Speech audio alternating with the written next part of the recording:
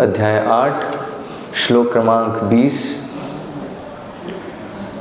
परः तस्मात् तु भावः अन्यः अव्यक्तः अव्यक्तात् सनातनः यः सः सर्वेषु भूतेषु नश्यत्सु न विनश्यति।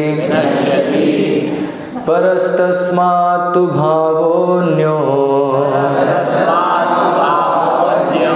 व्यक्तो व्यक्तात् सनातनः यः स सर्वेषु भूतेषु नश्यत्सु न विनश्यति। परः परम तस्मात् उस तु लेकिन भावः प्रकृति अन्यः दूसरी अव्यक्तः अव्यक्त अव्यक्तात् अव्यक्त से सनातनः शाश्वत यह सह वह जो सर्वेषु समस्त भूतेषु जीवों के नश्यत्सु नाश होने पर न कभी नहीं विनश्यति विनष्ट होती है। अनुवाद एवं तात्पर्य कृष्ण कृपा मूर्ति अभय चरणारविंद भक्ति वेदांत स्वामी श्रील प्रभुपाद द्वारा श्रील प्रभुपाद की जय। इसके अतिरिक्त एक अन्य अव्यक्त प्रकृति है जो शाश्वत है और इस व्यक्त तथा अव्यक्त पदार्थ से परे है। यह परा श्रेष्ठ और कभी नाश ना होने वाली है। जब इस संसार का सब कुछ लय हो जाता है तब भी उसका नाश नहीं होता। तात्पर्य कृष्ण की पराशक्ति दिव्य और शाश्वत है।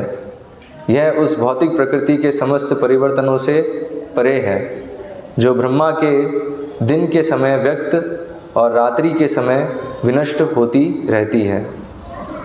कृष्ण की पराशक्ति भौतिक प्रकृति के गुण से सर्वथा विपरीत है।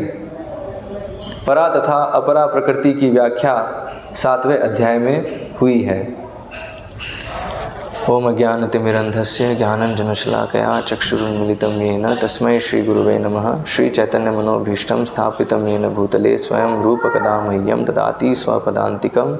वन्देऽहं श्रीगुरोः श्रीयुतः पदकमलं श्रीगुरून् वैष्णवांश्च श्रीरूपं साग्रजातं सहगणरघुनाथान्वितां तं सजीवं साद्वैतं सावधूतं परिजनसहितं कृष्णचैतन्यदेवं श्री राधा कृष्ण पादान सह गण ललिता श्री विशाखान्वितांश्च।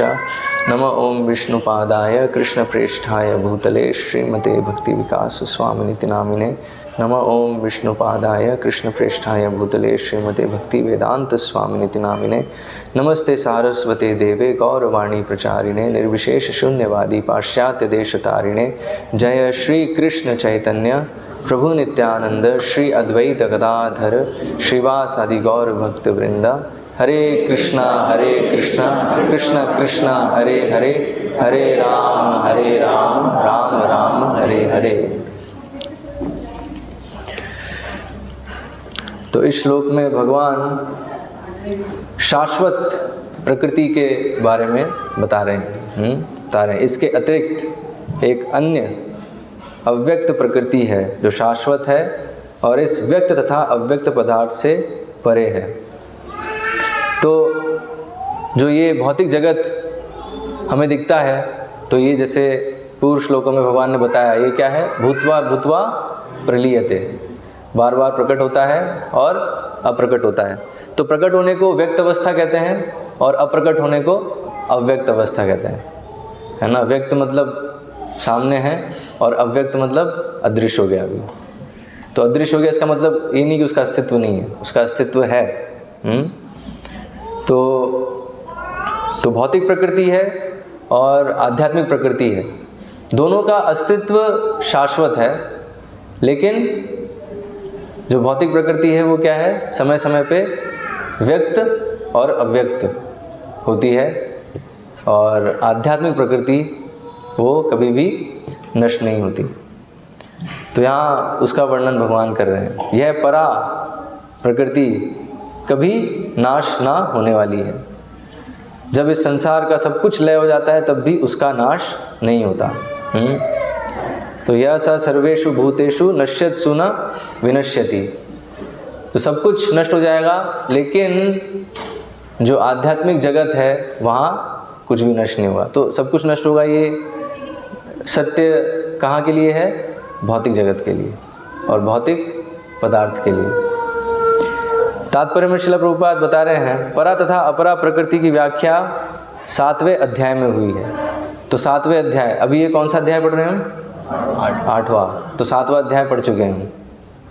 तो उसमें कौन से श्लोक में भगवान वर्णन कर रहे हैं परा और अपरा प्रकृति का?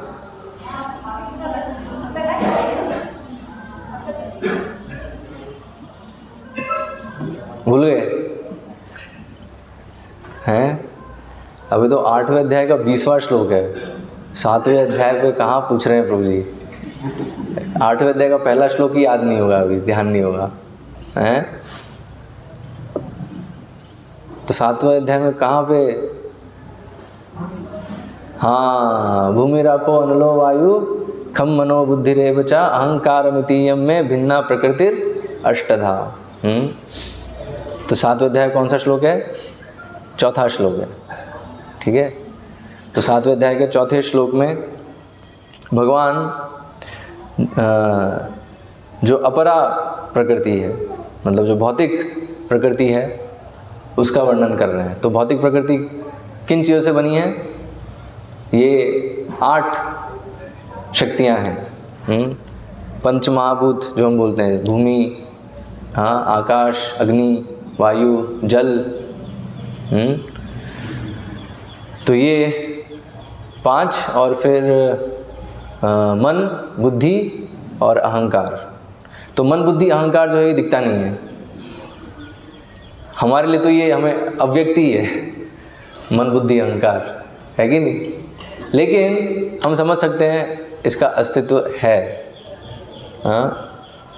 क्योंकि उसके लक्षण हम देख सकते हैं। जैसे जब हम कुछ अगर किसी को कह देते हैं, ऐसा कुछ कह देते हैं जो उसको अच्छा नहीं लगा तो तुरंत ये दिख जाता है कि उसका मन है, मन को अच्छा नहीं लगा, है ना? तो मन तो है, दिख नहीं रहा हमें, लेकिन है उसका मन। ठीक है। तो ये मन जो है, मन, बुद्धि, अहंकार जो कि दिखते नहीं हैं, तो ये भी भगवान की ही शक्ति है, लेकिन क्या है? भौतिक शक्ति है। ठीक है, सूक्ष्म है, सूक्ष्म शक्ति है। तो इसलिए कभी ये नहीं समझना चाहिए हमें कि ये कंफ्यूज नहीं होना चाहिए। कभी कोई बोल सकता है कि मन, बुद्धि, अहंकार, मन कंफ्यूज हो सकता है कि ये भी आध्यात्मिक शक्ति है, क्योंकि कई बार लोग मन को नियंत्रित करके कई प्रकार के चमत्कार कर सकते हैं, जो कि हमें लगेगा कि चमत्कार है, लेकिन वो बस कुछ सिद्धियां होती हैं जो मन नियंत्रित करने से मिलती हैं, लेकिन वो दिव्य नहीं है।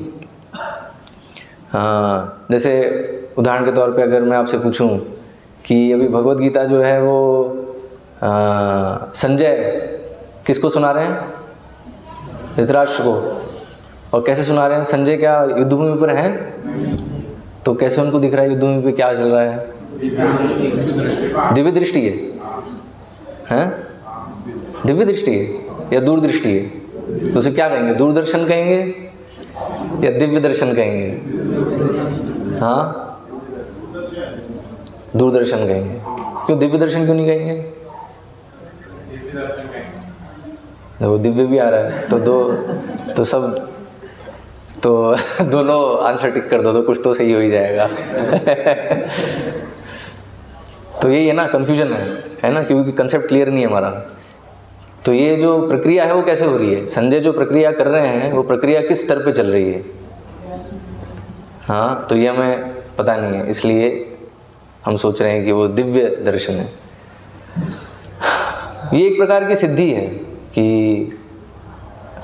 अर्थात जो भी आजकल हम टेक्नोलॉजी से करते हैं वो सब चीज़ें मन को नियंत्रित करके भी करी जा सकती हैं, जो कि पहले योगीगण करते थे। अभी भी हैं कुछ योगी उस प्रकार के, बहुत कम हैं, लेकिन अगर वो सामने प्रकट हो जाएं तो अधिकांश सामान्य जन जो है उनको भगवान समझने लगेगी, क्योंकि साधारण लोगों के लिए बहुत अनोखी चीज़ है।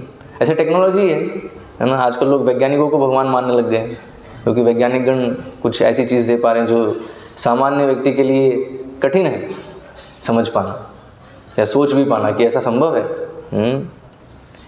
तो इसलिए जो मन के स्तर पे जो चल रहा है, मन भौतिक है, सूक्ष्म तत्व है, और मन से जो भौतिक तत्वों को नियंत्रित किया जा सकता है और उससे कुछ इस प्रकार की सिद्धियां प्रकट होती हैं, तो वो भौतिक है, वो दिव्य नहीं है।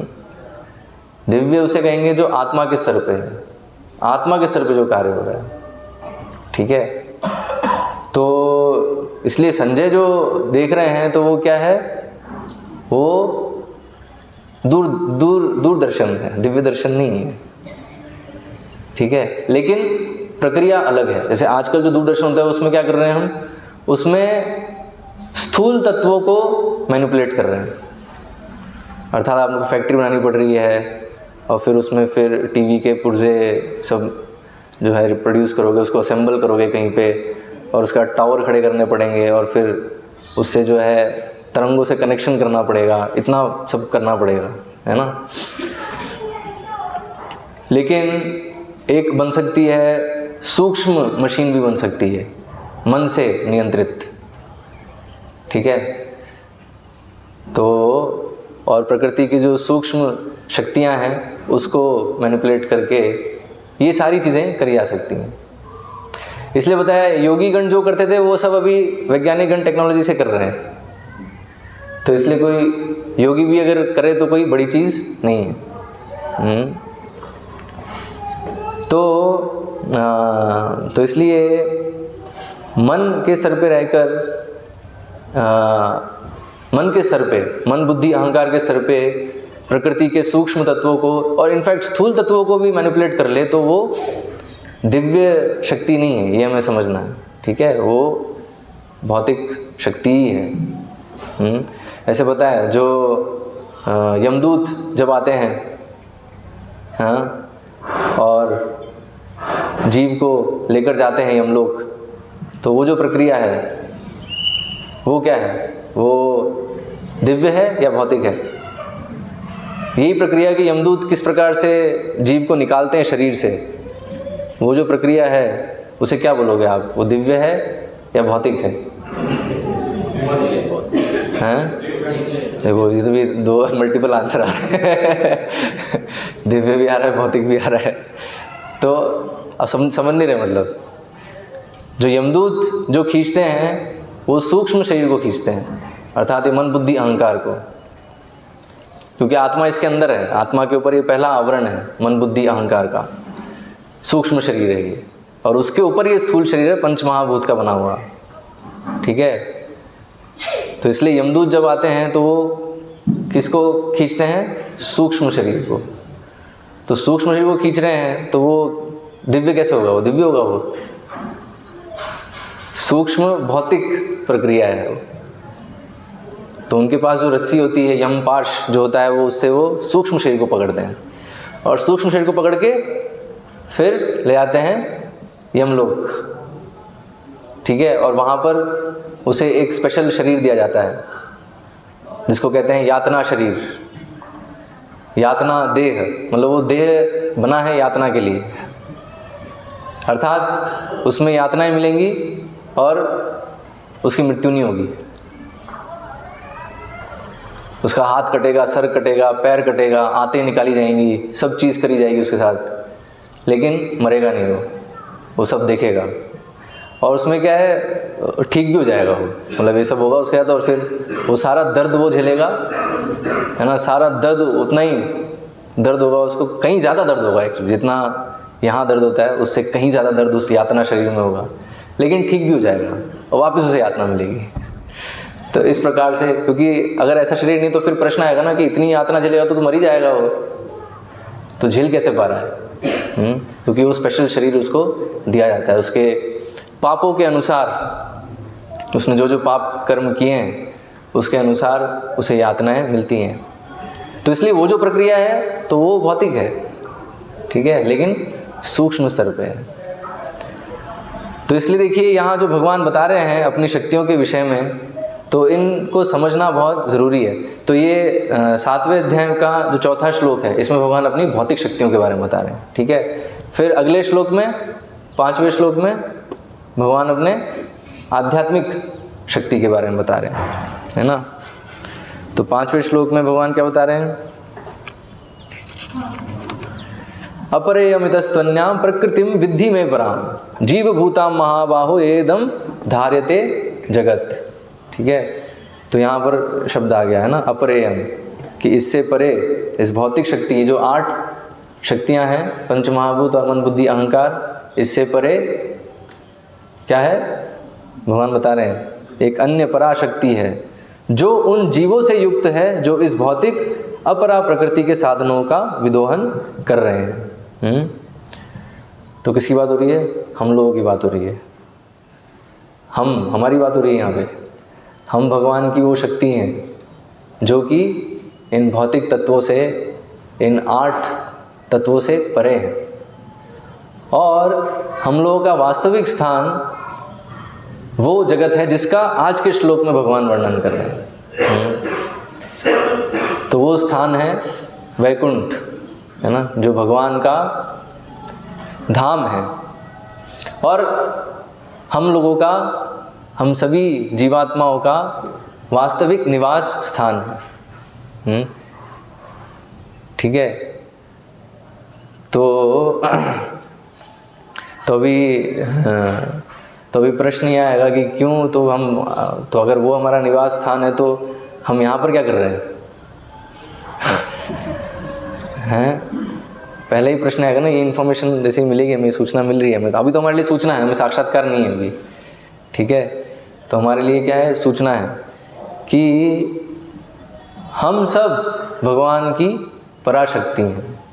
ठीक है, आत्मा जो है वो भगवान की शक्ति है और उसका वास्तविक निवास स्थान ये अपरा जगत जिसका भगवान यहाँ वर्णन कर रहे हैं कि ये भौतिक जगत सब नष्ट हो जाएगा, लेकिन ये जो भगवान का धाम है वो नष्ट नहीं होगा। ठीक है, तो जिस प्रकार से आत्मा के विषय में भगवान ने बताया पहले 2 अध्याय में कि किस प्रकार से आत्मा शाश्वत है, तो उसी प्रकार से आत्मा का रहने का स्थान भी शाश्वत है, वो भी नष्ट नहीं होता है। वो यहाँ आज के श्लोक में भगवान बता रहे हैं, नश्यत्सु न विनश्यति, कुछ भी नष्ट हो जाए लेकिन ये जगत कभी नष्ट नहीं होगा। तो आप सब जाना चाहते हो इस जगत में? क्या लगता है, या यहीं पे रहना चाहते हैं? जाना चाहते हैं। तो भी अगर जाना चाहते हो वापस, तो उसके लिए अच्छे से समझना पड़ेगा कि यहाँ आ कैसे गए, है कि नहीं? क्योंकि अगर वो नहीं समझोगे तो वापस जा नहीं पाओगे, और वापस चले भी गए तो वापस भी आ सकते हो अगर समझे नहीं तो। एनीवेज वो हाइपोथेटिकल चीज़ है, क्योंकि भगवान वैसे लेंगे नहीं अगर नहीं समझे कि आप यहाँ क्यों गिरे। तो एक्चुअली यहाँ हम आए इस भौतिक जगत में, तो इसको टेक्निकली शास्त्रों में कैसे बताया जाता है? जीव का पतन, है ना, जीव कैसे पतित होता है। तो वास्तव में तो हमारी स्थिति बहुत उच्च है, ये बताया है। हमारा निवास स्थान ऐसा स्थान है जो कभी नष्ट नहीं होता और परम है, परम गति। आगे भगवान आगे के श्लोक में बता रहे हैं, तद्धाम परमम मम, कि वो धाम जो है परम धाम है। तो हम लोगों की स्थिति तो बहुत उच्च है, तो अभी हम यहाँ नीचे कैसे गिर गए, ये समझना बहुत ज़रूरी है। तो फिर हम वापस जा पाएंगे, नहीं तो फिर यहीं पर रह जाएंगे। तो यहाँ तो इसलिए ये जो भौतिक शक्ति है वो भी हमें बड़ी आकर्षक लगती है। तो अगर आध्यात्मिक जगत के बारे में हम नहीं जानेंगे तो कभी भी उधर जाने की एक तो इच्छा वो नहीं होगी कभी हमारी, और अगर इच्छा हो भी गई तो जाने के लिए जो योग्यता चाहिए वो योग्यता विकसित नहीं हो पाएगी अगर हम सुनेंगे नहीं तो पहले तो जानना होगा, पहले जानना होगा, समझना होगा कि कैसे हम भगवान की पराशक्ति होते हुए भी इस अपराशक्ति के अंतर्गत कैसे फंस गए हैं, कैसे फंसे हुए हैं अभी ये 8 चीज़ों में, पंच महाभूत और फिर मन बुद्धि अहंकार। इसके अंदर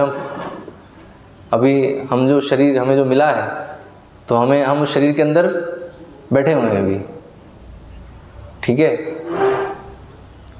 एक तरीका है बोलने का कि आप शरीर के अंदर बैठे हो, लेकिन अगर रियलिटी देखें तो क्या है, शरीर के अंदर आप कैद हो।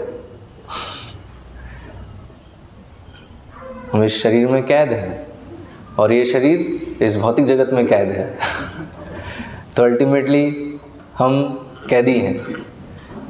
अगर इस चीज़ को समझ जाओ तो फिर दिमाग चलेगा कि कैसे इस कैद से निकलें। लेकिन हमारे साथ एक समस्या क्या है, कैदियों के साथ भी एक चीज़ होती है, एक प्रोसेस होता है, एक प्रोसेस बोलते हैं, एक फेनोमेना बोलेंगे कि अगर बहुत समय अगर बिता दिया जेल में तो उसके बाद वो सोचता नहीं है बाहर निकलने की, उसे लगता है बाहर निकल के करूँगा क्या मैं। अभी एक जो जेल है वही इतनी अच्छी लग रही है, आसक्त हो गया, बेसिकली अटैच हो गया है। तो अभी जेल के बाहर का जीवन वो कल्पना भी नहीं कर सकता कि बाहर मैं करूँगा क्या। और जेल में मेरे इतने अच्छे दोस्त बन चुके हैं, इनको छोड़ के कैसे जाएं। इनसे एक क्षण की दूरी भी झेली नहीं जाएगी अभी तो, हर समय सामने या बात करते हुए या जो आदान प्रदान है वो होते रहना चाहिए।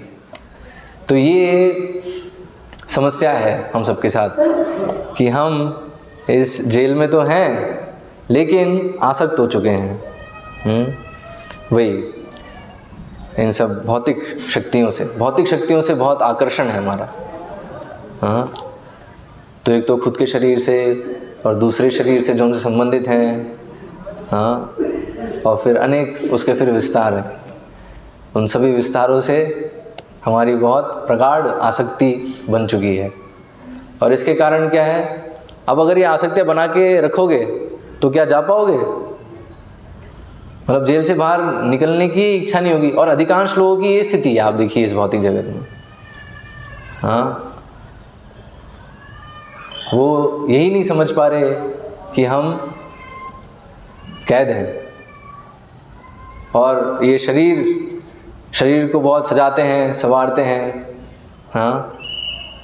आजकल फेसबुक और इंस्टाग्राम पे बहुत अपनी फ़ोटो सेल्फी खींच के डालेंगे, मतलब उस पर जो बहुत ही घृणित चीज़ है, मतलब इस पर वो होना चाहिए, एक्चुअली दुख होना चाहिए वास्तव में कि मैं आत्मा होके ये शरीर में कैद हूँ और उस शरीर को हम जो है बहुत इतना महत्व दे रहे हैं, शरीर को और शारीरिक चीज़ों को इतना ज़्यादा महत्व दे रहे हैं हम। तो इसलिए बताया, जो व्यक्ति ये भगवान यहाँ जो बता रहे हैं अपनी भौतिक शक्ति और आध्यात्मिक शक्तियों के विषय में जो नहीं जानता, तो वो क्या है, वो हमेशा मूर्ख बना रहेगा, क्योंकि जो बहुत ही तुच्छ चीज़ है उसको वो महत्व देता रहेगा। जैसे कि वर्तमान में स्थिति है हम लोगों की, हम शरीर को बहुत महत्व देते हैं और इस भौतिक जगत के अंदर चीज़ें जो करनी हैं उसको हम बहुत महत्व देते हैं। तो आजकल हम देखते हैं, आजकल एडवांसमेंट है ना, डेवलपमेंट का बहुत प्रचलन है, तो सब लोग इसी के पीछे लगे हुए हैं। तो ऐसा क्यों है? अगर उनको पता होगा, अगर ये चीज़ साक्षात्कार हो कि ये सब जो कर रहे हैं, एक तो चीज़ है कि वो नश्यत्सु, ये नष्ट हो जाएगा,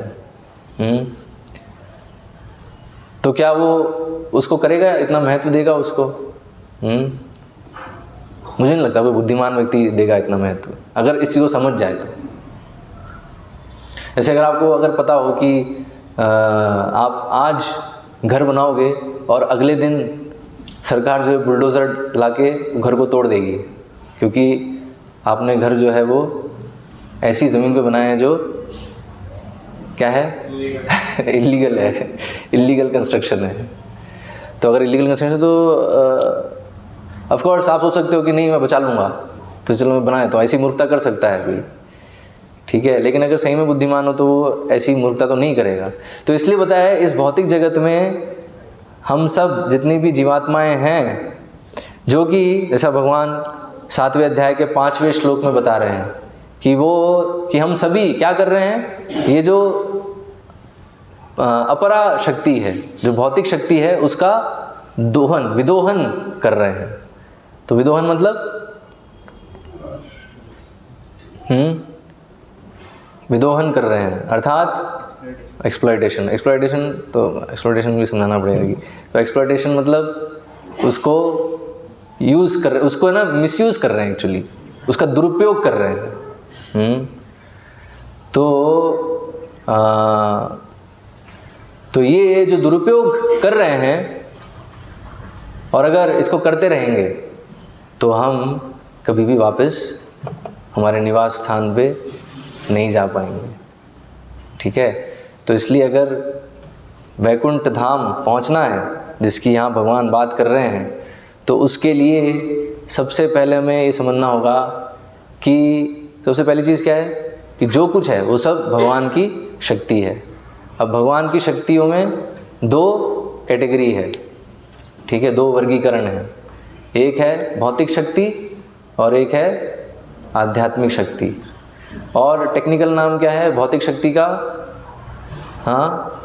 अपरा शक्ति, और आध्यात्मिक शक्ति को पराशक्ति, ठीक है। अब पराशक्ति में 2 वर्गीकरण आप कह सकते हो।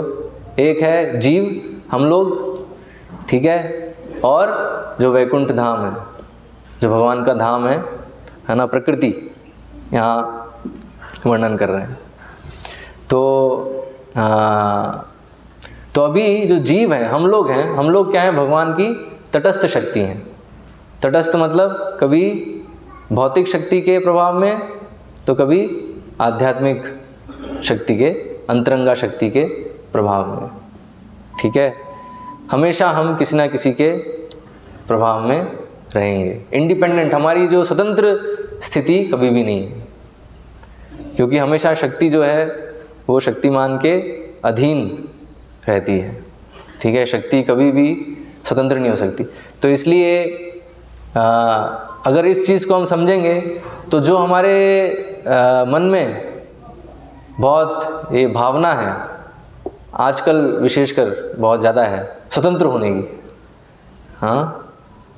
कि हम स्वतंत्र हैं, और अगर नहीं है तो हम हो जाएंगे तो नहीं होने वाले हैं, वो कभी नहीं हो सकता, क्योंकि वो हमारी संवैधानिक स्थिति है ही नहीं। तो या तो ये भौतिक शक्ति के प्रभाव में या फिर आध्यात्मिक शक्ति के प्रभाव में हमें रहना होगा। तो अभी अगर भौतिक शक्ति के प्रभाव में, तो समस्या क्या है? कोई बोल सकता है ठीक है ना, ये स्थिति है, भौतिक शक्ति भी तो भगवान की शक्ति है, तो क्या दिक्कत है उसमें? हमारी स्थिति है कि हम कभी स्वतंत्र नहीं हैं, हमें किसी ना किसी के, किसी ना क्या मतलब भौतिक शक्ति आध्यात्मिक शक्ति के अंतर्गत रहना है। तो अगर भौतिक शक्ति के अंतर्गत रहेंगे, जो कि अभी वर्तमान स्थिति है अभी हमारी, तो इसमें समस्या क्या है? कोई चुन सकता है कि हाँ ये ठीक है, बढ़िया है, आध्यात्मिक शक्ति के प्रभाव में क्यों जाना है, या आध्यात्मिक जगत क्यों जाना है? कोई बोल सकता है कि चलो ठीक है, ब्रह्मा जी जैसे बताया ना पिछले श्लोकों में कि ब्रह्मा जी का जब दिन होता है तो दिन में कितनी बार सृष्टि होती है? सृष्टि तो एक्चुअली दिन में एक बार होती है, लेकिन 1000 चतुर्युग होते हैं, ठीक है।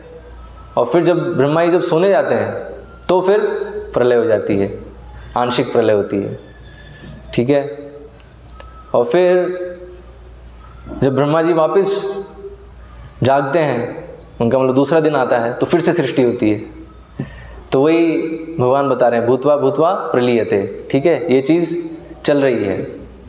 तो अभी कोई बोल सकता है कि चलो ठीक है ना, ये चल रहा है, इसमें हम घूमते रहेंगे, बढ़िया, घूमने का मज़ा ही अलग है, हैं, लोगों को घूमना अच्छा लगता है ना, और ये तो बढ़िया घुमा रहे हैं पूरे ब्रह्मांड में, और इतने सारे इतनी वैरायटी है, कभी इधर कभी उधर, तो ये तो बढ़िया है ना। तो ये इधर क्यों जाना है, आध्यात्मिक जगत क्यों जाना है? और नष्ट, ये बताया भी है नष्ट है, तो नष्ट हो रहा है तो उसमें तो ठीक है, तो वापस तो आ रहा है तो नष्ट होकर वापस बन रहा है ना, तो वापस बन रहा है तो उसमें आ जाएंगे हम। जैसे उसमें ये बताया ना कि जब देखो पिछले श्लोक में बताया, मानवीय गणना के अनुसार 1000 युग मिलकर ब्रह्मा का एक दिन बनता है, और इतनी ही बड़ी ब्रह्मा की रात्रि भी होती है, ठीक है। ब्रह्मा के दिन के शुभारंभ में सारे जीव अव्यक्त अवस्था से व्यक्त होते हैं, तो जीव जो हैं वो सब अव्यक्त अवस्था में होते हैं ब्रह्मा जी की रात्रि में, और जैसे ही वो दिन शुरू होता है तो फिर से वो व्यक्त, मतलब अब उनको शरीर मिलने लगते हैं, ठीक है। और फिर जब रात्रि आती है तो वह पुनः अव्यक्त में विलीन हो जाते हैं। तो जब जब ब्रह्मा का दिन आता है तो सारे जीव प्रकट होते हैं, और ब्रह्मा की रात्रि होते ही वह असहायवत विलीन हो जाते हैं, ठीक है। तो ये प्रक्रिया चल रही है हम लोगों के साथ अभी वर्तमान में। तो कोई बोल सकता है कि इसमें क्या दिक्कत है, ठीक है ना। और ये आध्यात्मिक जगत में जाना, अल्टीमेटली तो हम स्वतंत्र तो रहेंगे नहीं,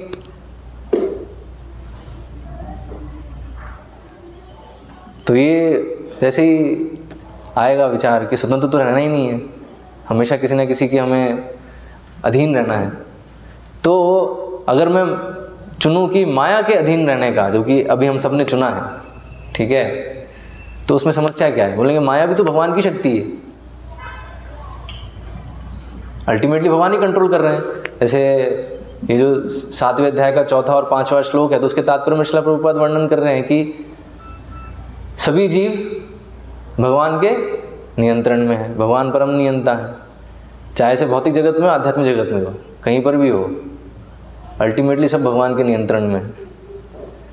तो ये प्रश्न आएगा, सब भगवान के नियंत्रण में तो है, तो अभी हम क्यों ये चीज़ चुने कि हम आध्यात्मिक जगत में जाएं? यहाँ पर भी भगवान के नियंत्रण में ही है, तो इधर ही रहो और चलते रहो, ये प्रक्रिया चलती रहेगी, क्या दिक्कत है?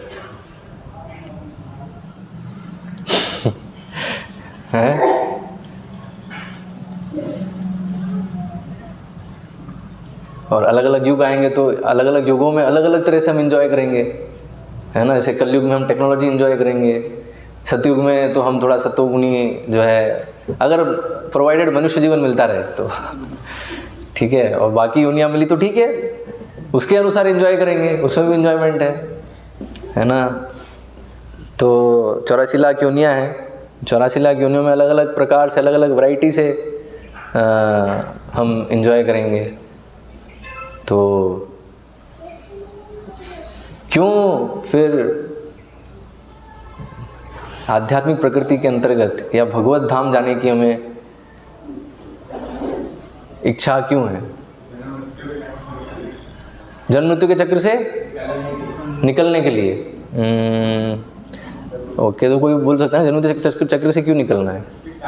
और चक्र किसने कहा? ये तो ठीक है ना, तो चक्र में तो मजा आ रहा है ना, बढ़िया है ना, हैं? 4 प्रॉब्लम है, ठीक है। बोलेंगे नहीं प्रॉब्लम नहीं है, इसमें तो मज़ा है, दर्द में भी मज़ा है हैं? चैलेंज, हम चैलेंज फेस करते तो मज़ा आता है, तो इसलिए तो जो आप बोल रहे हो जो समस्या है तो उसको तो हम फेस करेंगे, है ना। और वैज्ञानिक गण तो प्रयास कर ही रहे हैं, उसका समाधान निकाल लेंगे कुछ समय में। ऐसे जो भी रोग है तो रोग का बहुत हद तक समाधान निकाल ही रहे हैं, है ना। आपके लिए बढ़िया मैजिकल मेडिसिन्स बनाई हैं, फीवर होगा तो बस गोली खा लो, फीवर छूमंतर, हैं, तो मैजिकल दवाइयाँ बना दी आपके लिए। मजा उसके लिए जो उससे बेहतर चीज ना पाया हैं? वो मजा उसके लिए जो उससे बेहतर चीज ना पाया, अगर उससे बेहतर आध्यात्मिक लाइन पा जाएगा तो वो मजा नहीं रह जाएगा, वो तुच्छ कहलाएगा। हाँ, यस,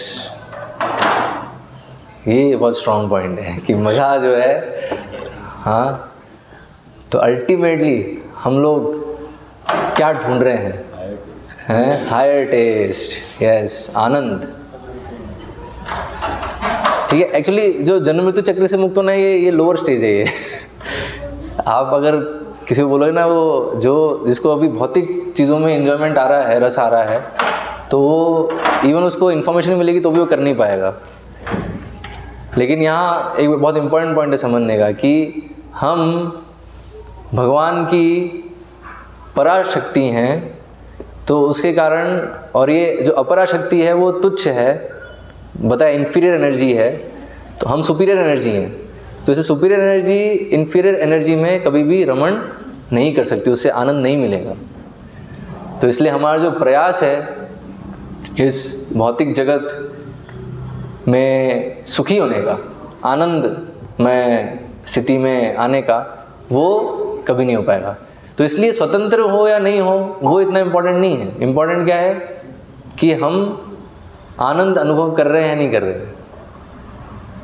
ठीक है, और बताया है अगर भगवान की सेवा में हैं, मतलब भगवान के अगर अधीन हैं, तो वो जीव के लिए सबसे स्वतंत्र स्थिति है। तो अभी ये समझ में नहीं आएगा नहीं कैसे भगवान के अधीन होकर स्वतंत्र कैसे हो गए। तो इसका उदाहरण हम देख सकते हैं, सबसे बेस्ट उदाहरण है नारद मुनि। हाँ, तो नारद मुनि आप देखो, नारद मुनि कहीं भी जा सकते हैं, है ना, बिना किसी रोक टोक के, किसी ब्रह्मांड में कहीं पर भी किसी भी समय वो पहुंच सकते हैं। प्रभुपाद तात्पर्य में बताते हैं ट्रांसेंडेंटल स्पेसमैन। हाँ, तो हिंदी में कैसे ट्रांसलेट करेंगे? ट्रांसेंडेंटल स्पेसमैन, स्पेसमैन, अंतरिक्ष मानव हैं, और आध्यात्मिक अंतरिक्ष मानव। तो नारद मुनि को इतनी स्वतंत्रता है ना। अभी हम लोगों को क्या स्वतंत्रता है? हम लोग अभी ठीक है इस पृथ्वी पे बस थोड़ा भ्रमण कर सकते हैं, लेकिन उसमें भी बहुत कंस्ट्रेंट्स हैं। नहीं, उसमें भी आपको कोई यान चाहिए, कोई जो है मशीन चाहिए जिसमें बैठ के आप जा सको। हाँ, और वो मशीन का एक्सीडेंट हो सकता है कभी भी, तो आपकी यात्रा वहीं पर ही बीच में ही समाप्त हो सकती है। तो इस प्रकार से कहीं हमारे ऊपर कितनी प्रतिबंध है। तो देखा जाए तो स्वतंत्र तो है नहीं, लेकिन जो पूरी तरह से भगवान की सेवा में है, जैसे नारद मुनि का उदाहरण है, वो पूरी तरह स्वतंत्र हैं, कहीं भी जा सकते हैं वो। हाँ, तो इसलिए बताया जो पूर्ण रूप से भगवान की शरण में है, तो वो सबसे एक जीव के लिए सबसे उच्च स्थिति है। तो उसमें जो वो नहीं सोच सकता वो सब उसे मिलेगा। हाँ, जो वो सोच सकता है वो तो मिलेगा ही, लेकिन जो नहीं उसने कल्पना करी होगी इवन वो भी स्थिति उसे मिल सकती है। अर्थात आत्मा के लिए सबसे बेस्ट, सबसे उच्च स्थिति है भगवान की सेवा करना, और नित्य, ऐसा नहीं पार्ट टाइम सेवा, है ना, जैसे हम लोगों का चल रहा है अभी। तो हम लोग पार्ट टाइम करते हैं, तो इसलिए फिर तो पार्ट टाइम कृष्ण की सेवा, पार्ट टाइम माया की सेवा। तो एक्चुअली हो क्या रहा है, पूरे टाइम माया की सेवा ही हो रही है। हम अभी कोशिश कर रहे हैं कृष्ण की सेवा में आने का, ठीक है, लेकिन जब तक वो वही है, ये जब तक हम नहीं समझेंगे कि किस प्रकार से भगवान की शक्तियाँ कार्य कर रही हैं, और अंतोगतवा हम भोक्ता नहीं हैं, क्योंकि ये भगवान की शक्तियाँ हैं, तो इसलिए भगवान इसके भोक्ता हैं। तो भौतिक शक्ति के और आध्यात्मिक शक्ति के भी भोक्ता कृष्ण हैं, तो हम भोक्ता नहीं हैं। इसलिए समझना बहुत ज़रूरी है। तो हो सकता है कि कुछ लोग ये समझ जाएं कि यस, जो भी है भगवान की शक्तियाँ हैं तो भगवान उसके भोक्ता हैं, इतना समझ जाएंगे। लेकिन हम भी भगवान के भोग के लिए हैं, क्योंकि हम भी भगवान की शक्ति हैं। तो तो इसलिए हमारा अस्तित्व भी कृष्ण को आनंद देने के लिए है। तो अभी अब यही समझना है कि अगर कृष्ण को आनंद देंगे तो हमें आनंद मिलेगा, ठीक है, नहीं तो हमें आनंद, जो बोले ना उच्च रस, तो भगवान की सेवा करने से भगवान जब हमसे प्रसन्न होते हैं तो उससे आत्मा को उच्च रस प्राप्त होता है। और अगर वो उसका कुछ हद तक अगर अनुभव है, इवन इस जगत में रह के जब हम भगवान की सेवा करते हैं तो कुछ हद तक उसका अनुभव होता है, तो फिर क्या होगा, उसके लिए जो ये भौतिक चीज़ों में जो रस है वो तुच्छ हो जाएगा, उसके लिए फिर ये निरस हो जाएगा।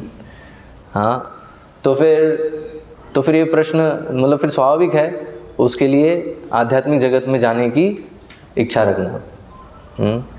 और बाकी जिनको अभी भी इन भौतिक चीज़ों में, भौतिक जगत में मज़ा आ रहा है, हाँ उसमें अच्छा लग रहा है, तो वो इवन ये सूचना मिलने पर भी वहाँ जाने की इतनी प्रबल इच्छा नहीं हो पाएगी कि हमें इस भौतिक जगत से निकलकर आध्यात्मिक जगत में, यहाँ जिस जगत की यहाँ इस श्लोक में भगवान बात कर रहे हैं उस जगत में हमें जाना है, इसकी उत्कंठा नहीं होगी हमें। तो हम लोग कह सकते हैं कि नहीं अभी हम अगर भगवान अभी हमें अगर लेने आएंगे तो हम चले जाएंगे हैं, ऐसा कह सकते हैं, लेकिन रियली वास्तव में अगर आएंगे तो पता चलेगा। तो एक श्रीला प्रभुपाद एक वृत्तांत सुनाते हैं इसी के लिए। एक व्याख्यान है कैलाश का, है ना, कैलाश नाम का एक व्यक्ति होता है जो कि बहुत पूजा पाठ करता है, बहुत रोज़ जो है मतलब उसकी दुकान पे जाते ही सबसे पहले वो अगरबत्ती घुमाएगा, अगरबत्ती घुमा के हनुमान चालीसा पढ़ेगा, हनुमान चालीसा, विष्णु सहस्रनाम, सारे जितने मंत्र हैं, है ना, उसको पढ़ेगा, अगरबत्ती घुमाएगा, माला चढ़ाएगा फ़ोटो पे, और फिर वो सब करके फिर अपना जो है कार्य वो शुरू करेगा। दुकानदार है, मैं दुकान चलाएगा, ठीक है।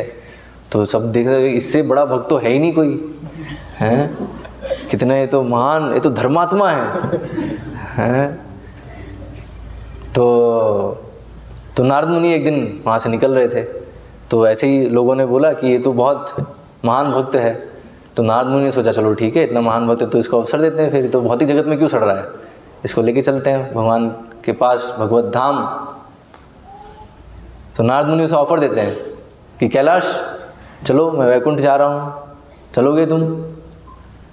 तो कैलाश क्या बोलता है कि अभी नहीं नारद मुनि, अभी ये मैंने दुकान अभी डाली है, इसको थोड़ा अभी सेटअप करना है अभी, है ना, ये थोड़ी सेट हो जाए दुकान, है ना, उसके बाद फिर करेंगे, उसके बाद चलेंगे। तो नारद मुनि कहते चलो ठीक है। फिर नारद मुनि फिर थोड़े समय बाद फिर आते हैं हैं, दुकान उसकी सब सेट हो गई, सब कुछ हो गया, अब तो मतलब बच्चे भी हो गए, ठीक है, इतना मतलब सब सेट हो गया, अभी वेल सेटल्ड, ठीक है, वो स्थिति हो गई है। तब नारद मुनि आते हैं, तो कैलाश अब तो सब कुछ सेटल्ड, अब चलो, हैं, अभी चलोगे? तो कैलाश तो बोलता है अरे अभी कहाँ, अभी तो इन बच्चों को अभी मुझे तैयार करना है, अभी इनको पढ़ाना है, लिखाना है ना, और ये पूरा फिर इनको अभी अपने पैरों पे खड़ा करना है, इनको पैरों पे खड़ा करे बिना मैं कैसे आ सकता हूँ, अभी ये मेरी जिम्मेदारी है, ठीक है। तो नारद मुनि कहते हैं ओ चलो ठीक है अभी भी नहीं आ रहा ये। फिर थोड़े वर्ष बीत जाते हैं, बच्चे पैरों पे खड़े हो जाते हैं, है ना तो उस समय फिर नारद मुनि आते हैं, बोलते हैं कैलाश अभी चलोगे? अब तो बच्चों को तुमने सेटल, बच्चे भी अब तुमने पढ़ा लिखा लिया, बढ़िया अपनी नौकरी कर रहे हैं, कमा रहे हैं, अब क्या, अब आ जाओ। तो कैलाश क्या बोलता है अरे अब इनका विवाह करना है अभी, है ना, अब इनका विवाह तो कर दें, है ना, ये बहुत बड़ी जिम्मेदारी है, तो इनका विवाह करे बिना भी मैं कैसे आ सकता हूँ। हाँ, तो फिर नारद मुनि कहते हैं ओ चलो ठीक है, अभी भी नहीं आ रहा ये।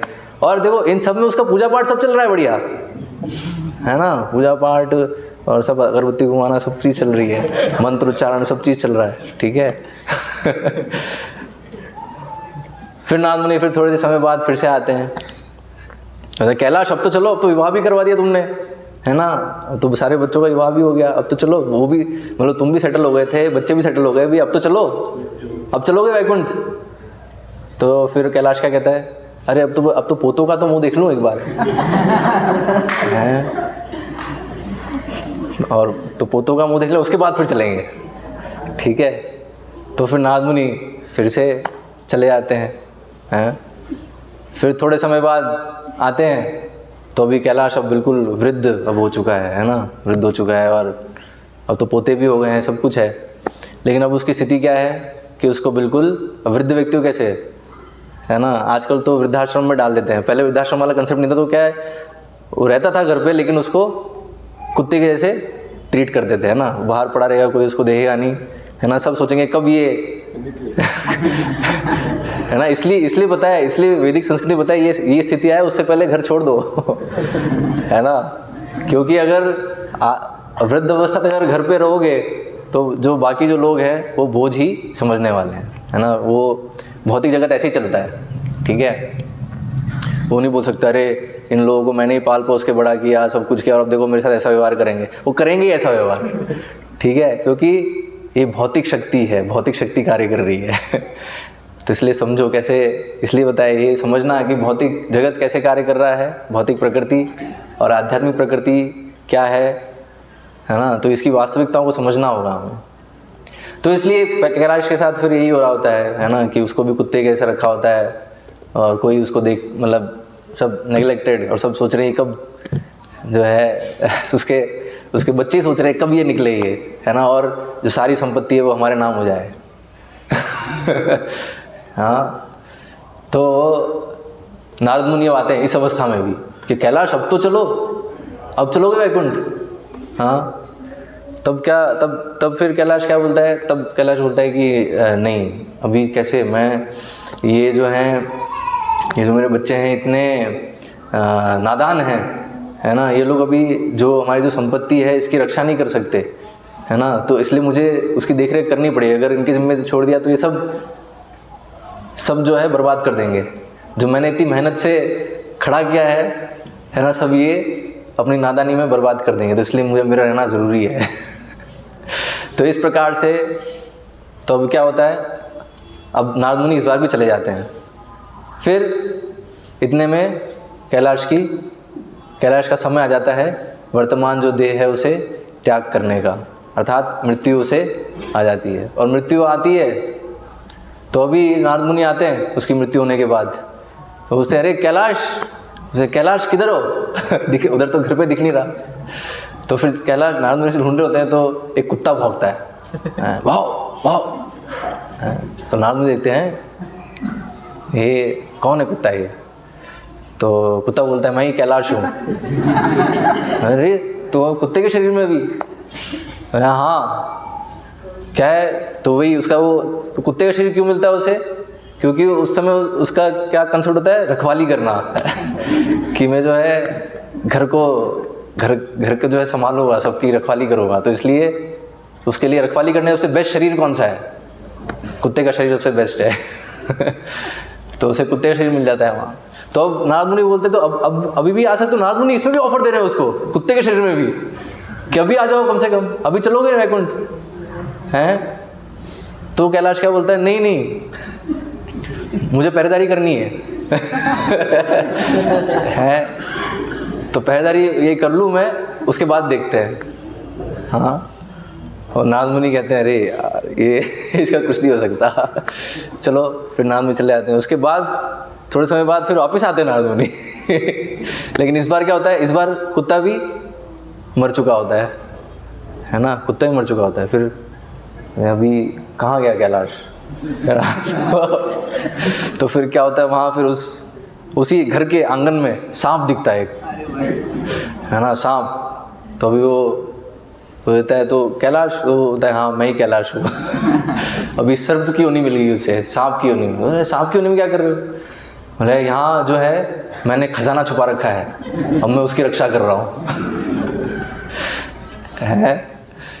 तो फिर नारद मुनि इस बार बोलते हैं अरे सांप और वही जो उसके जो घर वाले होते हैं, है ना, वही डंडा लेके आते हैं और उसको मारते हैं, देखता ना यहाँ पे भी हमको कोई मिल जाए सांप सांप, तो आगे उस सांप को अगर दिख गया तो सब पकड़ के मार देंगे उसको, है ना। वैसे ही कैलाश को भी मार देते हैं। अब उसके बाद कहाँ जाता है वो भगवान जानते हैं। उसके 84 लाख योनियों में भ्रमण प्रारंभ है, मतलब चल रहा है। अब देखो इसमें अब उसको मनुष्य योनि मिली थी, ठीक है, और उसमें नारद मुनि ने एक बार नहीं, 2 बार नहीं, इतनी बार अवसर दिया कि चलो वैकुंठ जाने का, मैं तुम्हें ले जाऊँगा, मैं वैकुंठ ही जा रहा हूँ, चलो। लेकिन वो टालता रहा और उसका अल्टीमेट परिणाम क्या हुआ कि वो तो उसका अवसर गया ही गया और वो और पतित हो गया अपनी आसक्तियों के कारण। तो ये कैलाश कौन है? तो ये किसी और की कहानी नहीं है, ये हमारी ही कहानी है। तो इसलिए बेटर है ऐसी कैलाश में मूर्खता करी, और जो कि हम कर रहे हैं तो ये मूर्खता करते ना रहें, ठीक है। और जैसे कैलाश के केस में नारद मुनि आए हैं स्वयं, तो हम लोग के केस में भगवान अपने भक्तों को भेज रहे हैं। भगवान अपने भक्तों को भेज रहे हैं और हमें अवसर दे रहे हैं कि चलो, हाँ, ये मनुष्य जीवन भगवत धाम पहुंचने के लिए, हमारा जो वास्तविक स्थान है उसे वापस वहाँ पहुंचने के लिए है, तो चलो हम लेने आए हैं आपको, है ना। अधिकतर लोग तो क्या है, यही बोल देते हैं कि समय नहीं है हमारे पास, ठीक है, मंदिर आने का समय नहीं है, गीता पढ़ने का समय नहीं है, जप करने का समय नहीं है। हाँ, अधिकतर लोग तो ऐसे ही बोलते हैं। फिर जो समय निकाल ही पाते हैं तो फिर कई वर्षों तक एक ही स्तर पे रहते हैं, आगे नहीं बढ़ पाते। हाँ, तो इसलिए बताया जो यहाँ भगवत भक्ति जो बताई जा रही है भगवत गीता में, हाँ, कैसे भगवान की शरण लेनी है। तो भगवान की शरण हम गंभीरता से लें, और भगवान की शरण कैसे लेंगे? भगवान के प्रामाणिक प्रतिनिधि के माध्यम से। तो ऐसे कैलाश के केस में नारद मुनि थे, अब नारद मुनि उसको दे रहे हैं अवसर, तो उसे तुरंत कर लेना है उसको। तो इसलिए हमारे केस में गुरु बता रहे हैं कुछ, उसे तुरंत कर लेना है। तो अगर तुरंत उसे कर लेंगे तो भगवत धाम जा पाएंगे, भगवत धाम जाने के योग्य होंगे।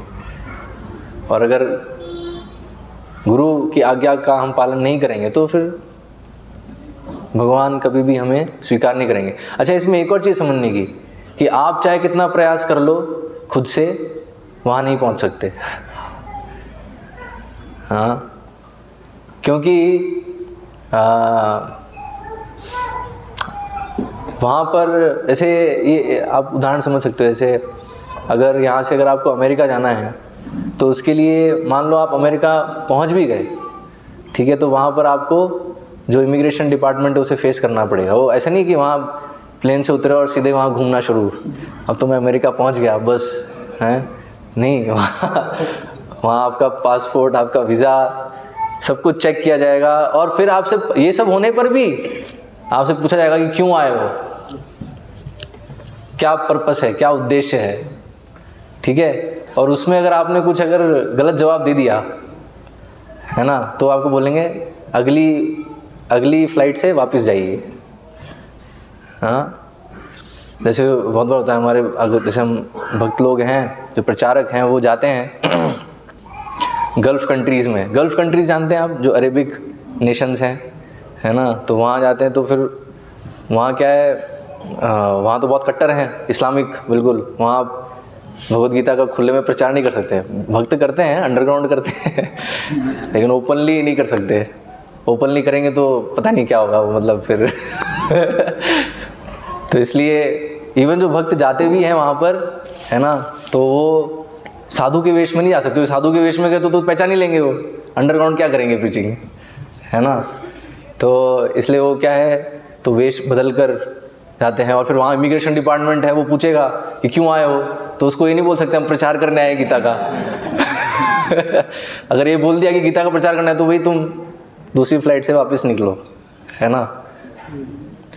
अगर बहुत सज्जन हुए तो, और अगर सज्जन नहीं हुए तो पकड़ ही लेंगे वो तो। अच्छा, ये तुम करना है यहाँ, तो ये तो इसके लिए दंड मिलेगा इधर। है तो इसलिए बताया है आप जैसे इसी जगत में अगर किसी दूसरी जगह जाना है तो वहाँ अगर आप खुद से पहुंच भी गए तो जब तक वहाँ जो अथॉरिटी है वो जब तक आपको स्वीकार नहीं करें, जब तक आप वहाँ प्रवेश नहीं कर सकते। तो उसी प्रकार से आप मान लो वैकुंठ पहुँच भी गए, लेकिन अगर भगवान अगर प्रवेश नहीं दे रहे हैं, और भगवान तो बहुत बताया वैकुंठ के द्वार हैं, ठीक है, भगवान तो बिल्कुल अंदर हैं। पहले तो जो है भक्त मिलेंगे पहले, ठीक है, विष्णुदूत, सबसे पहले तो विष्णुदूत मिलेंगे। तो अगर विष्णुदूतों ने अगर एंट्री नहीं दी तो नहीं एंटर कर पाओगे। तो प्रश्न आएगा तो विष्णुदूत कैसे एंट्री देंगे? तो इसलिए बताया ये चीज़ कि अगर हम भक्ति कर रहे हैं अभी, और भक्ति करते करते अगर हम योग्य हो जाते हैं तो हमें लेने के लिए विष्णुदूत आते हैं जो योग्य है वैकुंठ जाने के लिए। जैसे हम देख रहे हैं ना ध्रुव महाराज के केस में, ध्रुव महाराज का देखो वो पेंटिंग है वहाँ, तो वैकुंठ से विष्णुदूत आए और ध्रुव महाराज को लेने के लिए। भागवतम में है, 4 स्कंद में वर्णन है। हाँ, ऐसे ही अजामिल है। अजामिल तो इतना पापी था, लेकिन उसने भगवान का नाम लिया। हाँ, अपराध मुक्त उसने नाम लिया, तो उससे विष्णुदूत आ गए उसे बचाने के लिए। लेकिन उस समय उसको लेके नहीं गए, उसको अवसर दिया कि फिर से तुम जो है अभी तुम अच्छे से करो भक्ति। सिर्फ अपराध मुक्त नाम लेने से अभी वैकुंठ जाने योग्य नहीं हुए। अपराध मुक्त नाम लेने से तो ठीक है, पापों से मुक्त हो गए, लेकिन अभी शुद्ध नाम लेना होगा। थोड़ा ये कंसेप्ट थोड़ा हैवी लग रहा होगा नहीं? अपराध मुक्त, अपराध युक्त, शुद्ध, ये कौन सा नाम है? नाम तो नाम होता है, भगवान का नाम है भाई। ये क्या अपराध मुक्त, ये सब क्या बात हो रही है? थोड़ा टेक्निकल है ना, वो कभी किसी और प्रवचन में हम चर्चा करेंगे। तो पॉइंट, लेकिन आप अभी सूचना ले लो अभी, तो है ना, समझाने जाऊंगा तो और समय लग जाएगी, समय नहीं है हमारे पास। तो जो नाम है भगवान का वो 3 स्तर पे ले सकते हैं। एक तो है अपराध युक्त, अपराध मुक्त और शुद्ध स्तर पे, ठीक है। तो अजामिल ने जो नाम लिया था वो कौन से स्तर पे लिया था? अपराध मुक्त, क्योंकि उसने असहाय अवस्था में लिया था। उसने ये सोच के नहीं लिया था कि अब मैं सारे अपने पापों को काट दूंगा अभी नाम लेके, नारायण का नाम लेके मैं अपने सारे पाप काट दूंगा अभी, ये सोच के नहीं लिया था उसने नाम। उसने तो अपने पुत्र को पुकारा था और असहाय अवस्था में, लेकिन क्योंकि भगवान का नाम था तो उससे पूरा पाप मुक्त हो गया वो, और इसलिए विष्णुदूत आए उसे यमदूतों से बचाने के लिए। लेकिन अभी वो भगवत धाम जाने के योग्य नहीं था, इसलिए विष्णुदूत उस समय उसको नहीं लेके गए। जबकि वो उसको उत्कंठा होती है, अरे कहाँ गए वो इतने तेजस्वी जो व्यक्ति थे जिन्होंने मुझे बचाया यमदूत से। हाँ, तो वो लोग एकदम से कैसे अदृश्य हो गए? तो लेकिन वो लोग बोल के जाते हैं अभी तुम्हें तपस्या करनी होगी, और है ना, और अच्छे से भक्ति करनी होगी, और फिर तुम जब योग्य होगे तब तुम्हें हम लेके जाएंगे। तो वही होता है फिर। तो इसलिए फिर अजामिल जो है अपना सब कुछ है, सब जो उसकी जो घर बार सबसे जो आसक्ति होती है सब कुछ त्याग कर वो जाता है ना, धाम। एक कहाँ पर जाता है, हरिद्वार जाता है शायद ना। हरिद्वार जाके फिर वहाँ पर वो पूरी तपस्या करते हैं, पूरा एक विष्णु मंदिर में जाके भगवान का अच्छे से नाम लेता है, पूरा तपस्या का जीवन जीता है, और फिर जब वो पूरा शुद्ध हो जाता है फिर से विष्णुदूत आते हैं उसे लेने के लिए। तो इसलिए बताया विष्णुदूत आएंगे लेने के लिए, तो अगर वो आते हैं लेने के लिए तब जा सकते हो, आप खुद से नहीं जा पाओगे। ठीक है, तो इसलिए बताया, इसलिए भगवान ने भक्ति हमें बताई है। तो भक्ति कैसी करनी है? हमें गुरु साधु शास्त्र। तो इसलिए भक्तों का तो विशेष महत्व है। अगर हम सोचें कि नहीं बस भगवान और भक्त साइड में, तो हम कभी वैकुंठ नहीं पहुंच सकते। इनफैक्ट भक्तों का महत्व ज़्यादा है, क्योंकि भगवान जब देखते हैं कि हम उनके भक्तों से अच्छे से व्यवहार कर रहे हैं, प्रेम व्यवहार है ना, और उनका ध्यान रख रहे हैं, जितना हम संभव है हम सेवा कर रहे हैं, तो उससे भगवान ज़्यादा प्रसन्न होते हैं। और भक्त रिकमेंड करते हैं भगवान को कि भगवान इसे भी आप ले लो वैकुंठ में। तो भगवान कहते हैं इसे कैसे ले लें, ये जो है इतना पापी है। जैसे अजामिल के केस में भी भगवान तो यही बोलेंगे डायरेक्ट कि इतना पापी है, लेकिन विष्णुदूतों ने कृपा कर दी उस पर, है ना। तो एक्चुअल जो भगवान की कृपा है वो भक्तों से मिलती है। तो इसलिए भगवान तो महान हैं, लेकिन भगवान के भक्त जो हैं भगवान की शरण में होने के कारण, और भगवान क्योंकि उनको और अपने से भी ऊपर दर्जा देते हैं, तो इसलिए भक्तों का महत्व और अधिक है। तो एक भक्त का आश्रय लेके और उनके मार्गदर्शन में भक्ति कर कर ही हम वैकुंठ, ये जो जगत यहाँ भगवान बता रहे हैं, उस जगत में जाने के योग्य बन सकते हैं। और अगर इसमें कुछ भी गड़बड़ होगी तो फिर कैलाश वाली स्थिति होगी। ठीक है, ओके, तो हम यहाँ विराम देते हैं। हरे कृष्णा। किसी को कोई प्रश्न या जिज्ञासा तो पूछ सकते हैं, 5 मिनट है हमारे पास। हरे कृष्ण। हरे कृष्ण। सर थोड़ा सा मैं कुछ बोलना चाहूँगा यहाँ पे, जो मेरे को अनुभूति अभी है। वो अलग से जब बाद में कभी, मतलब यही सब रिलेटेड है। हाँ नहीं, ठीक है ठीक है। अभी किसी को अगर प्रश्न है तो पहले वो लेते हैं, समय हमारे पास कम है इसलिए। हाँ, हरे कृष्ण। मुझे आपने बताया कि मन बुद्धि ये जो है ये भौतिक जगत के सूक्ष्म शरीर के आते सूक्ष्म तत्व है। हैं। तो क्या मन बुद्धि और अहंकार जो है वो आत्मा जो आध्यात्मिक जगत में है उसके पास नहीं होते? जो आत्मा के पास सब कुछ है, इंद्रियां भी हैं, मन बुद्धि और वास्तविक अहंकार जो है वो आत्मा के अंदर इनबिल्ट है। मतलब ऐसा नहीं अलग से उसको मिलता है। जैसे यहाँ भौतिक जगत में तो क्या है, आत्मा के ऊपर आवरण है। अभी जो आत्मा की जो इंद्रियां हैं, मन बुद्धि है, सब कुछ है, वो आवृत है भौतिक तत्वों से, जिसमें सूक्ष्म तत्व ये मन बुद्धि अहंकार का है और फिर स्थूल तत्व ये पंच महाभूत हैं। ठीक है, लेकिन जब आत्मा जब मुक्त हो जाती है, मुक्त अवस्था में अर्थात आध्यात्मिक जगत में, तो उसका जो आध्यात्मिक शरीर है वो एब्सोल्यूट है। मतलब उसमें भिन्नता नहीं है, उसमें सब कुछ मतलब जैसे यहाँ इसमें है ना अलग स्थिति, जैसे हमारा हाथ पैर ये सब अलग अलग कनेक्शन है, नहीं मतलब तोड़ा जा सकता है इसको ऐसे फ्रैक्चर और ये सब हो सकता है। आध्यात्मिक शरीर में वो हाथ पैर है वो फ्रैक्चर नहीं हो सकते। ठीक है, मतलब वो एक अलग ही तत्व है, आप ये समझो। जो आत्मा है वो अलग ही तत्व है और उसका रूप है और सब कुछ है। जो ये सारे जो फंक्शन जो हम कर रहे हैं अभी इंद्रियों से, मन बुद्धि अहंकार से, वो सारे कार्य आत्मा अपने आप में करने में सक्षम है। मतलब आत्मा के लिए अलग से ऐसा कुछ नहीं, उसका अलग से मन या अलग से बुद्धि या अलग से कुछ अहंकार। वो आत्मा का जो रूप है, ठीक है, उसमें वो सब चीज़, सारे लक्षण उसके अंदर है, सब चीज़ वो कर सकता है। जैसे भगवान का रूप है ना, भगवान का रूप बताया सच्चिदानंद विग्रह। तो जैसे भगवान का रूप है वैसे ही आत्मा का भी रूप है।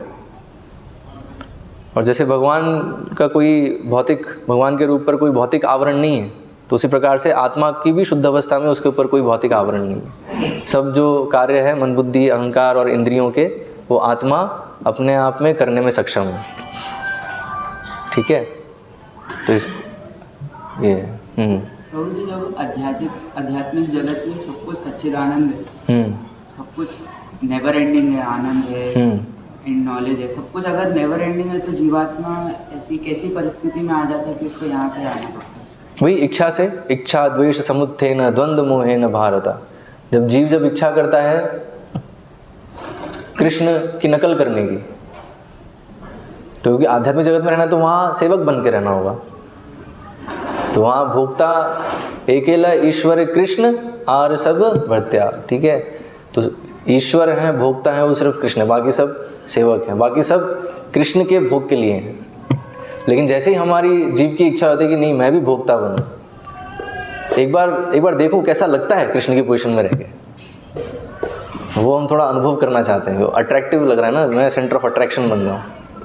तो जब वो इच्छा हो जाती है जीव की, तो फिर उसके लिए भौतिक जगत भगवान ने बनाया है कि यहाँ पर वो चीज़ आप अनुभव कर सकते हो, एंजॉय करने की कोशिश कर सकते हो। इसलिए देखो जैसे ही जन्म होता है तो सेंटर ऑफ अट्रैक्शन बन जाते हैं ना, बच्चा जो है तो माँ का पूरा ध्यान उसके ऊपर है, पिता का ध्यान पूरा उसके ऊपर है, सब है ना। और जैसे ही अगर उसको ऐसा लगेगा कि मेरे ऊपर ध्यान नहीं दे रहे तो रोना चालू कर देगा वो कि मेरे को ध्यान दो, है ना, और फिर वो ऐसे ही बड़ा होता है और बड़ा होता है वो, और उसकी फिर अलग अलग प्रकार से वो सेंटर ऑफ अट्रैक्शन बनते रहना चाहता है, दिखाते रहना चाहता है कि मैं कैसे महान हूँ, और फिर दिखावे का जीवन चलता रहता है उसका, राइट। तो वही वो जो हमारी जो इच्छा है उसको पूरा करने के लिए उसको एक सुविधा दी है भगवान ने कि तुम ठीक है करके देख लो, लेकिन अंतोगत्वा हमें ये रियलाइज़ होगा कि इसमें हम कभी सुखी नहीं हो सकते, क्योंकि हम दिखावे का जीवन कब तक सुखी करेगा वो, तो बस तो वो जो सुख भी होगा वो दिखावे का होगा, वास्तविक नहीं होगा। और इसलिए आप देखो वो सब जो लोग ऐसे दिखावे का जीवन जीते हैं तो वो लोग अंतोगत्वा डिप्रेशन के शिकार हो जाते हैं, है ना, तनाव, चिंता, ये सब चीज़ें होती हैं। लेकिन जो सादा जीवन जी रहे हैं, इसलिए देखो वैदिक संस्कृति में कभी ये सब चीज़ें थी नहीं, डिप्रेशन या तनाव, सुसाइड कोई कर रहा है आजकल जिस मात्रा में लोग कर रहे हैं, ये सब चीज़ें थी नहीं वैदिक संस्कृति में। क्यों? क्योंकि वैदिक संस्कृति में शिक्षा थी कि मनुष्य जीवन सादा जीवन होना चाहिए, क्योंकि हम सेवक हैं और भोक्ता भगवान है, तो सब कुछ, हर जो बेस्ट चीज़ है, सबसे उत्तम चीज़ है वो भगवान की सेवा में लगनी चाहिए, और हमारे लिए जितना शरीर और आत्मा को साथ रखने के लिए आवश्यक है उतने में हम निर्वाह करें। लेकिन आज ऐसा नहीं है, आज तो बिल्कुल इसका उल्टा ही प्रचार है। तो एनीवेज, तो जीव की जब ऐसी इच्छा होती है तो भगवान ने ये वो इच्छा पूरी करने के लिए और साथ साथ ये भी समझाने के लिए कि इच्छा आपके लिए अच्छी नहीं है, इससे आप सुखी नहीं होगे, ये दोनों चीज़ समझाने के लिए ये भौतिक जगत का निर्माण भगवान ने किया है। ठीक है सर, गुरु जी से आध्यात्मिक ऐसा मतलब क्या ऐसा इसका तरीका है कि जो एकदम माया जाल में घिरा हुआ है, एकदम सांसारिक जीवन में घिरा हुआ है और उसके अंदर इच्छा जनरेट नहीं हो रही है कि मैं आध्यात्मिक लाइन पे आऊँ, और जैसे आप हैं तो मतलब चाहते हैं कि लोग को, हम आपको अनुभूति हो रही है कि ये रियल में क्या है, तो आप चाहते हैं कि सबको रियल पता चले। गुरु का काम यही होता है कि पूरे शिष्य को सच्चाई का पता चले। तो सर ऐसा क्या तरीका है कि मतलब जो माया जाल उसमें घिरा हुआ है उसको सच का अनुभव करवाया जा सके? ये तो प्रश्न है कि क्या तरीका है जिससे जो सब माया जाल में गिरे हुए हैं उन्हें माया जाल से बाहर निकाला जा सके, भगवान की शरण में लाया जा सके। सबसे पहली चीज़ जो करनी है, दूसरों को करने से पहले हमें देखना है हम कितना कर रहे हैं। ठीक है, क्योंकि अगर हम खुद माया जाल में हैं तो दूसरों को कैसे निकालोगे? ठीक है, और ये गलती हर कोई करता है, क्योंकि हर कोई है ना दूसरों को सुधारना चाहता है, मैं दूसरों को जो है सुधार दूँ, दूसरों का भला कर दूँ, लेकिन खुद का भला खुद को सुधारना भूल ही जाता है वो। आप देखो जितने भी समाज सेवी लोग हैं, है ना, वो या समाज सुधारक लोग हैं तो वो यही गलती करते हैं। वो जैसे फॉर एग्जांपल जैसे करप्शन सुधारने की कोई बात करेगा कि हम समाज से करप्शन निकाल दें, ठीक है, और वो आंदोलन निकालेगा और बहुत नियम लाएगा, सब लाएगा, लेकिन जब उसको जब पोजीशन मिलेगी तो पता चलेगा कि वही करप्शन कर रहा है। हाँ, तो इसलिए सबसे पहली चीज़ होनी चाहिए कि मैं माया जाल से निकल रहा हूँ कि नहीं निकल रहा हूँ, मैं कितना निकल पा रहा हूँ, उतने अनुपात में आप दूसरों को निकाल पाओगे। ठीक है, जैसे मान लो कोई कमरे के अंदर बंद है, ठीक है, तो अभी जो बाहर है वो बाहर से आके दरवाज़ा खोल के अंदर जो कमरे में बंद है उसको निकाल सकता है, लेकिन जो कमरे के अंदर ही बंद है ना, और दो लोग बंद है, एक दो सोचा अरे इसको कैसे निकालूं बाहर, अभी तुझे भी निकलना है बाहर तो सोचो दोनों कैसे निकले बाहर। ठीक है, तो इसलिए आपको एक ऐसा व्यक्ति आइडेंटिफाई करना पड़ेगा ऑलरेडी बाहर है और वो दरवाज़ा खोल दे तो हम निकल सकते हैं। और बढ़िया उदाहरण दूँ, दरवाजे वाला भी उदाहरण शायद समझ में ना आए इतना, सबसे बढ़िया उदाहरण है कोई अगर अंधे कुएं में अगर गिर जाए, कोई अगर कुएं के अंदर गिर जाए तो कैसे बाहर निकल सकता है वो, जब जो कुएं के बाहर है और उसको वो रस्सी दे और वो रस्सी पकड़ ले और फिर और पकड़ा रहे, है ना, और चढ़ते चढ़ते प्रयास करना पड़ेगा उसे चढ़ने के लिए भी। ठीक है, और बीच में मान लो थक गया, अरे अब नहीं हो पाता, वो वापस गिर जाएगा। तो इसलिए कंडीशन क्या है कि कुएं के बाहर एक व्यक्ति मिलना चाहिए और उससे रस्सी मिलनी चाहिए। तो रस्सी क्या है? इंस्ट्रक्शन, आदेश। ठीक है, और वो रस्सी वो पकड़ना चाहिए। ठीक है, और पकड़े रहना चाहिए पकड़ने के बाद। ठीक है, और प्रयास करके वो ऊपर चढ़े और फिर कुएं से बाहर निकल सकता है। ठीक है, तो इसलिए आपका जो प्रश्न है बेसिकली वही कुएं से बाहर कैसे निकलना है, तो उसके लिए पहले खुद बाहर निकलना पड़ेगा। या ऐसा भी अभी चैतन्य महाप्रभु के आंदोलन तो क्या है, जैसे हम प्रोसेस में भी हैं तो दूसरे को बोल सकते हैं यार मेरे को प्रोसेस मिल गया है, मैं बाहर निकल रहा हूँ, तू भी आ जा साथ में, तू भी रस्सी पकड़ ले। ठीक है, तो ज़रूरी नहीं है कि मतलब बाहर निकलोगे तभी आप दूसरे को बचा सकते हो। आप इसमें भी बचा सकते हो कि मुझे रस्सी मिल गई है और कुएं से बाहर निकल रहा हूँ मैं, आप भी निकल सकते हो। ठीक है, तो इसलिए क्या है, तो इसलिए हमें आध्यात्मिक, तो कुएं के बाहर कौन है? गुरु। ठीक है, 99% लोग तो प्रोसेस में ही हैं अभी तक। हाँ, और फिर भी वो प्रयास कर रहे हैं। यस, तो गुरु, तो इसलिए गुरु है ना, तो गुरु हैं और गुरु के जो आदेश हैं, तो भगवान है, भगवान के प्रतिनिधि हैं, प्रामाणिक प्रतिनिधि, तो वो कुएं के बाहर हैं। ठीक है, और एक और चीज़ है, कुएं के बाहर कौन है? जो स्थित प्रज्ञ, यहाँ वर्णन है गीता में, स्थित प्रज्ञ का भाषा समाधिस्तस्य केशवा स्थितधि किम प्रभाषेत किम आसीत व्रजेत किम। तो लक्षण क्या है जो कुएं से बाहर निकला हुआ है? तो अर्जुन पूछ रहे हैं दूसरे अध्याय में। ठीक है, तो सबसे, तो वो लक्षण आप देख लो, तो वो गुरु हैं। ठीक है, और उनके इंस्ट्रक्शन उसको फॉलो करते हुए, वो जो रस्सी के जैसे हैं, उससे हम बाहर निकल पाएंगे। और अगर हम उसे सीरियसली कर रहे हैं फॉलो, तब हम फिर योग्य हैं दूसरे को बताने के लिए भी कि आप भी करिए और इससे आप भी निकल सकते हो। लेकिन मैं वही बता रहा हूँ, वो आप बता सकते हो, अरे जब तक वो खुद से नहीं पकड़ेगा तब तक संभव नहीं है। पहली बात तो विश्वास होना चाहिए कि जो ये आध्यात्मिक रास्ता है वो सच ही है, क्योंकि लोग, तो हमारा वही काम है, इसलिए हम प्रचार कर रहे हैं ना, तो प्रचार करके विश्वास दिलाना, वही तो कार्य है। तो लेकिन उसके लिए आपको विश्वास होना चाहिए पहले। अगर आपको विश्वास नहीं तो दूसरे को विश्वास नहीं दिला सकते। ठीक है, तो वही तो पॉइंट क्या है कि खुद के ऊपर अगर हम कार्य कर रहे हैं और जितने अनुपात में हम गंभीर हैं, उतना ही हम दूसरे की भी मदद कर पाएंगे। ये ऐसा है जैसे कि अगर हमें, जैसे कभी कभी होता है कि एहसास हो जाता है कि वहाँ प्रलय होने वाला है, भूकंप आने वाला है, और वहाँ पे हम वहाँ के लोगों से बाहर कह रहे हैं कि आप बाहर हो जाओ वहाँ से, लेकिन लोग वहाँ कुछ विश्वास करके आ जाते हैं साथ में, कुछ लोग नहीं करते हैं। तो वहाँ पे लोग ऐसा भी समझ सकते हैं कि प्रलय होने वाली है, वहाँ एक बहुत खतरनाक जगह है जो आने वाले टाइम में नष्ट ही होने वाली है। तो वहाँ ऐसा भी एहसास हो सकता है कि किसी को अगर एहसास है उस चीज़ का, सच्चाई का, तो हम उसका बात मान सकें, उसका बात मान, जिससे हम भी प्रलय से बाहर निकल सकें। हाँ, लेकिन वही ना, वही उसे एहसास, सिर्फ एहसास पे नहीं होता है, सिर्फ अनुभव, मतलब हमें विश्वास दिलाना पड़ेगा। इसलिए गुरु साधु शास्त्र वो जब फॉलो करेंगे तो अनुभव आएगा। ठीक है, लेकिन सिर्फ अनुभव के आधार पे नहीं चल सकते, हमें वो करना होगा ना, पक्का करना होगा उसे, क्योंकि अनुभव तो मन के आधार पे कुछ भी हो सकता है, सपने में भी अनुभव होता है। और ये पक्का सिर्फ गुरु को ही होता है, क्योंकि निकलने वाले को सिर्फ एहसास। और इसमें देखो, गुरु साधु शास्त्र तीनों चाहिए। सिर्फ गुरु भी करेंगे तो हम गड़बड़ हो जाएगी। ठीक है, गुरु साधु शास्त्र तीनों चाहिए, तभी हो पाएगा। अगर कोई भी आपने एक को भी मिस कर दिया तो गड़बड़ जाएगी, समझ रहे हो? और वो कैसे होगी गड़बड़, वो फिर बड़ा विषय है। लेकिन पॉइंट ये है कि गुरु, प्रामाणिक गुरु कौन है कैसे पता चलेगा? वो आपको शास्त्र से पता चलेगा, भगवान के वचन जब पढ़ोगे, भगवान ने क्या कहा है। ठीक है, नहीं तो प्रामाणिक गुरु भी नहीं समझ पाओगे आप कौन है। ठीक है, तो इसलिए शास्त्र इंपॉर्टेंट है। लेकिन अगर आप मान लो सोचो कि शास्त्र में सब पूरा खुद से पढ़ लो, खुद से समझ लो, तो वो पॉसिबल नहीं, क्योंकि शास्त्र बहुत बड़े हैं, बहुत वास्ट है, और शास्त्र सबके लिए है। अभी आपके लिए कैसे अप्लाई होगा, वो कैसे समझाएं? तो उसके लिए गुरु चाहिए, क्योंकि नज़रिया हम लोग का, और जब एप्लीकेशन होगा उसको आप पूरा कर सको प्रोसेस को, तो अकेले अगर रहोगे तो अकेले ज़्यादा दिन नहीं कर पाओगे।